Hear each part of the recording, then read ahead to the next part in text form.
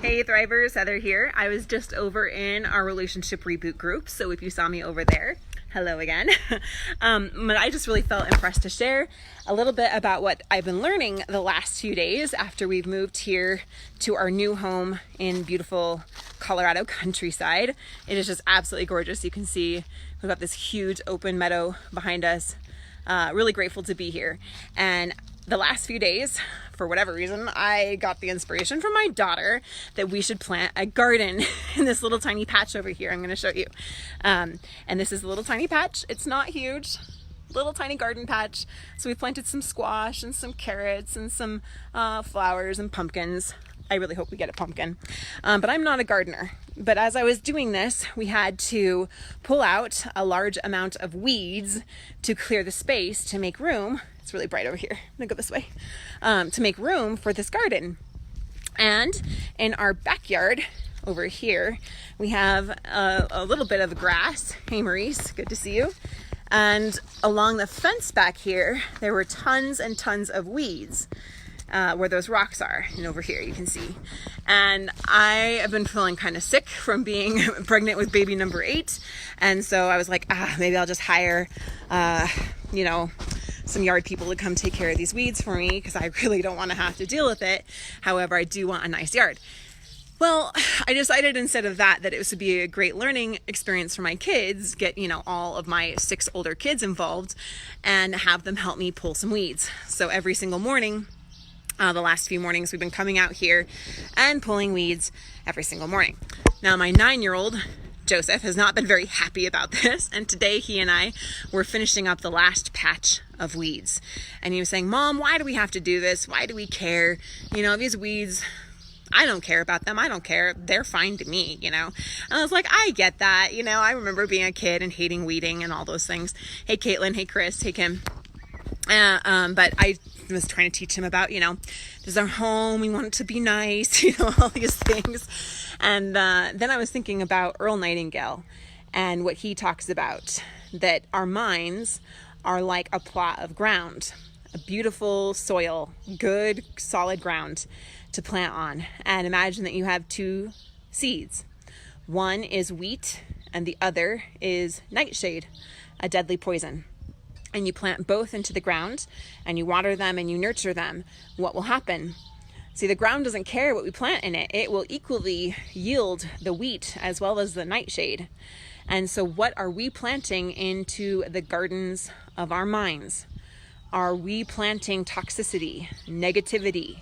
Is that toxicity and that negativity like those weeds that are overcoming everything else in our lives and choking our ability to have good, thriving relationships and to see the world in a positive light that will yield to us the fruit that we truly want to see? Hey Chuck, hey Rhonda, hey Kenny, hey William, good to see you. So I want you to do a check-in. What have you been planting into the garden of your mind? Now remember, our subconscious is like that garden. It literally doesn't care what we plant into it. It doesn't. It has no ability to say, oh, that doesn't serve us. Oh, that does serve us. No, it's just like a fertile soil. And so we decide what we plant into the garden of our mind. And if you're not getting the results that you want in your life, which would be the fruit, right? Whatever a man soweth, that is what he reaps, right? That's paraphrasing a scripture, but you know what I'm talking about. It's the law of the harvest. If we plant nightshade, it's not going to yield strawberries. It just doesn't work that way. And so if you're not seeing strawberries in your life or your marriage, and you're seeing nightshade, you're seeing toxicity, you're seeing thorns, bristles, briars, right? All of those things that you don't want in your life, in your marriage, then check in, because where is that coming from? It's not coming from a strawberry plant. I can guarantee you that. And if you're seeing the good positive fruits, and then acknowledge that and take a moment to realize the good things that you're doing that is allowing good fruit to come to you, so that you can increase that abundance, that love, and that thrivingness. There you go, thrivingness in your life. KL here says forgiveness. That's what I've been planting lately. That is a beautiful seed to plant. That is one of the most healing seeds to plant. And Michael, hey, I just saw your win. You are helping me grow and understand so much. Awesome. Thank you. Yes, Awesome. I was just sharing about you. I was bragging over on you in the relationship reboot group. So Michael has been doing phenomenal work in his relationship. I'm just going to do a little quick shout out because you're here and that's awesome. And, wife not wanting to work on the relationship, dating other people, completely moving on. And now, in Michael's own words, working on the relationship and willing to talk about things in the future, completely turning things around. He says, I plant love and kindness, but she still won't recognize anything. Right. It's definitely a journey. So, that's what it's about. It's like the law of the harvest. When you plant a seed, it doesn't come up immediately. I mean, we planted this garden 4 days ago and my 8-year-old daughter is like, where are the pumpkins? Where are the flowers? And I'm like, it's dirt and mulch and that's it. Right? And so it takes that time. The law of gestation for that seed to sprout and to grow and to flourish, and it needs to be continually nurtured, right? And so I just want to say congratulations and a huge high thrive to many people over in the Thriving Marriage and in the Relationship Reboot group in our coaching program as well. I've been watching your wins and you've been doing absolutely fabulous. So I'm really, really proud of you as you're sowing those seeds of compassion, sowing those seeds of understanding, sowing those seeds of forgiveness, sowing those seeds of truth, uncovering the truth of who I really am and living in accordance with that. That is what allows those good fruits to come. And I say this from a former toxicity sower. I used to sow toxicity and I would reap toxicity and I would get frustrated about the toxicity and I would talk about the toxicity and I lament about the toxicity, but I never fully healed from it until I uncovered the roots that were inside myself that were causing those things to show up for me again and again and again. Awesome. Thanks, Crystal. The program is amazing. Awesome. Taking a different perspective is the key. Beautiful. Very well said. And that is absolutely true. So one last final thought here. As we were pulling these weeds this morning, we had some that were stuck behind our fence. And it was almost as if it was between, like, the barrier between the meadow and our yard was this tiny gap where this fence seemed to almost be protecting these weeds.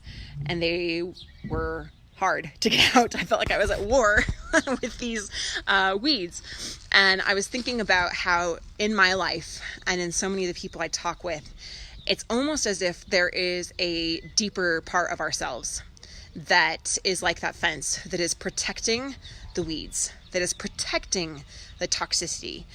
And in the language that I use here, it's protecting our limiting beliefs.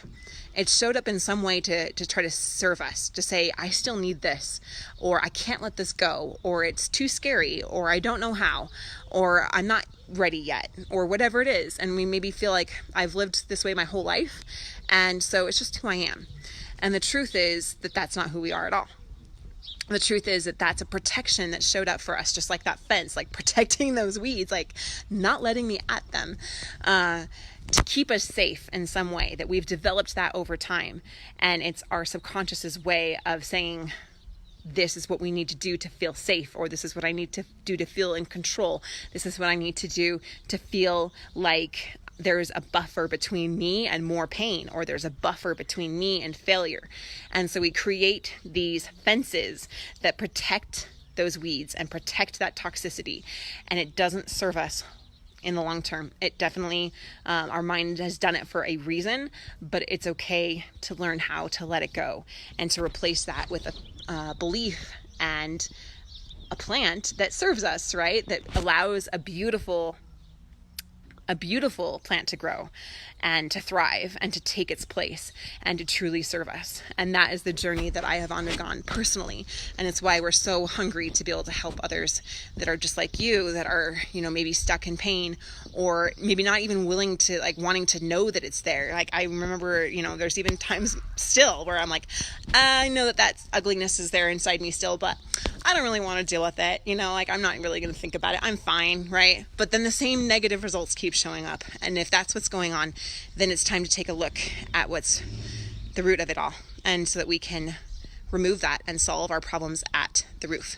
The roof. Oh my goodness. I just read the roof. Why did I say roof? The root. Sorry. And Tim here, last night my wife hugged me and told me she loved me and gave me a kiss on the neck. Congratulations, Tim. That is fabulous. That is fabulous, fabulous, fabulous. All right. KL, awesome. I'm trying to rebuild something better. Yes, very good. All right, well, I appreciate you guys. Again, just do a check-in. If you're not getting the results that you want in your life, then what are you planting in your mind? What are you planting in your heart?